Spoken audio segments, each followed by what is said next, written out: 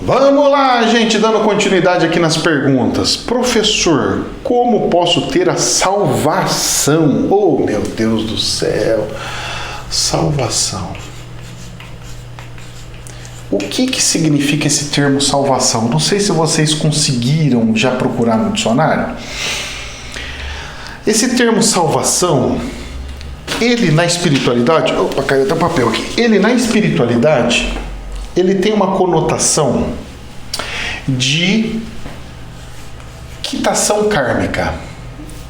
Em relação ao karma. Ele tem uma relação kármica. Ele, numa igreja, por exemplo, ele significa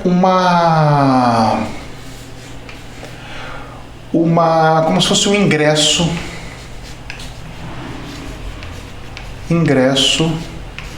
para o céu. Ok? Isso significa salvação. Que está ligado com o pagamento, PGTO, pagamento de pecados. Que faz relação com Jesus. Ok? Cada religião tem uma conotação. Mas todas levam a salvação como se fosse um caminho para o céu, para o perfeito, para a vida sem sofrimento.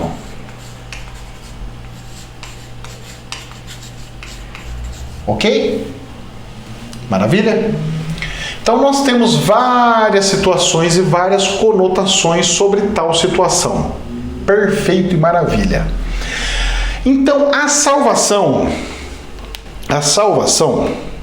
como ter a salvação? É a pergunta que foi feita. Como ter a salvação? Para você ter a salvação, muitas pessoas pegam e falam que nós temos que ter uma vida abençoada, não, uma vida do bem. Ou seja, ser uma pessoa boa, certo? Fazer coisas boas, desejar coisas boas para os nossos irmãos, amar os outros, ser uma pessoa que não erra, que não comete erros, que não faz muita coisa, etc, etc, etc. Beleza, muito bem. Tem algumas igrejas que falam o seguinte: você vai, batiza, pede perdão para Jesus e já está perdoado. Você já tem a salvação. Ou seja, a vida eterna. Aqui eles falam também vida eterna.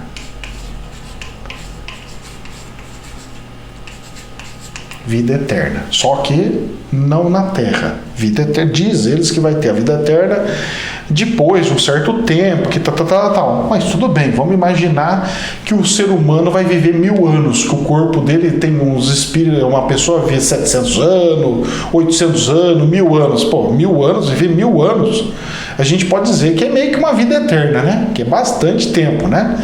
Conforme a gente tiver uma tecnologia muito boa, onde esse corpo humano a gente tiver um controle total dele, corrigir todos os defeitos dele, pode ser, claro que pode. É uma questão de tirar o que está errado e substituir para o que está bem. Isso pode ser feito com informações no DNA, por exemplo, certo? É possível no futuro? Claro que é possível. E nós temos relatos na própria Bíblia que falava que viviam 1000 anos, por exemplo, um ser humano. Para viver 1000 anos, meu filho, o corpo tem que ser perfeitinho, né? Foi tirando a perfeição do corpo humano para poder morrer mais cedo, né? Tanto é que fez um ciclo, né? Nós vivíamos 1000 anos, fomos, viveu até uma média de 40 anos de idade, agora nós estamos aqui, ó, 40 subindo. Nós estamos aqui, ó. Agora o nosso ponto é voltar aqui, viver os 1000 anos de novo, né? É o que nós estamos tentando fazer, para cima e avante. Vamos ver se nós vamos conseguir. Vamos lá.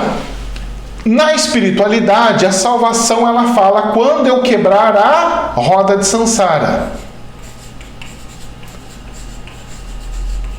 que é a roda kármica. Quando eu parar de cometer erros, automaticamente, por não ter erros, eu me iluminei, fiquei mais perfeito e posso entrar no céu, porque no céu não pode entrar seres imperfeitos. Eu preciso estar limpo, sem pecado, sem erros. E para isso eu tenho que ir arrumando os meus próprios erros.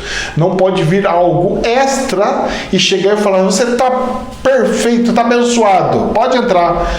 Mas rapaz, o cara era ruim, mas agora não é mais. Olha só, ele está abençoado aqui. Em nome de Jesus está resolvido todos os pecados dele. Não é bem assim que funciona, mas tem crença que fala que é assim. Não deixa de ser uma salvação, mesmo que teórica. Na realidade não é o que eu vejo espiritualmente, mas quem manda é o patrão, né? Se Deus pegar e falar assim: eu estou perdoando e ponto final. O senhor falou que está perdoando, então tá bom. Quem manda é o senhor, e nós temos esse costume de falar essas coisas. Mas Deus costuma respeitar as próprias regras que ele criou no planeta.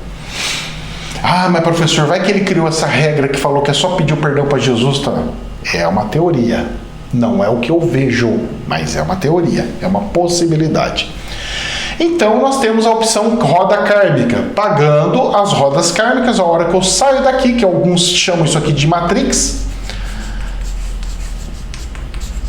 aonde a gente não consegue sair, que é não sei o que nós estamos como escravo e ficamos aqui, papapá. Então tem alguns que falam que essa roda de Sansara, ela está presa nos seres do mal. Aí tem um monte de teoria. Bom, vamos lá. Aqui ele fala ingresso para o céu. Então a salvação é ingressar para o céu. E os caminhos que tem? Aí depende das crenças. Quais são as salvações? Cada religião tem o seu modus operandi. Para você entrar no céu, para um povo, ele tem que ser o povo que nasceu naquele lugar, porque ele tem que ser o povo santo. Ou então só o povo escolhido por Deus entra para o céu. Ou o resto, então, tá tudo de cobaia para brincar. Tem umas crenças que falam isso.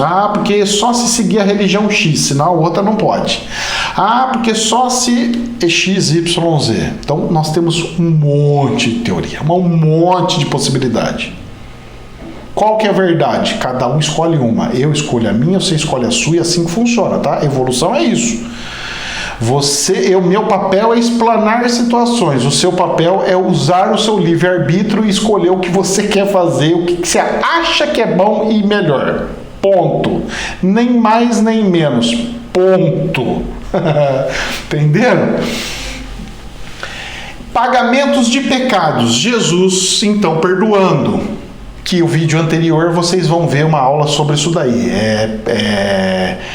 Deixa eu ver aqui, tá até escrito aqui.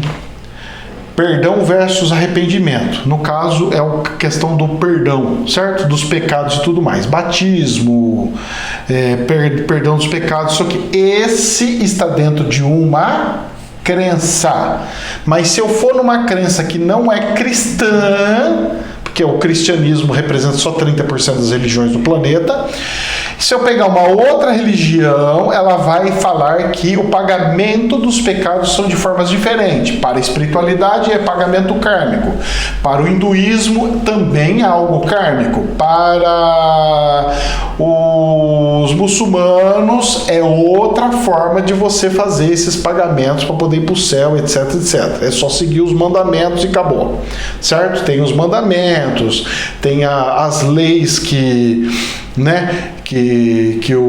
o líder religioso, que a representatividade religiosa deles, que não, em vez de ser Jesus é outro, ele vai pegar e falar assim: eu coloquei algumas regras, eu coloquei alguns procedimentos, como o cristianismo faz com a Bíblia, né, no Novo Testamento, que Jesus veio e falou: olha, faz isso, que você vai ter, ama uns aos outros. Então ele vai dando algumas regrinhas para que todos consigam chegar a um ponto comum, que é a salvação, que na verdade é ter vida eterna no céu.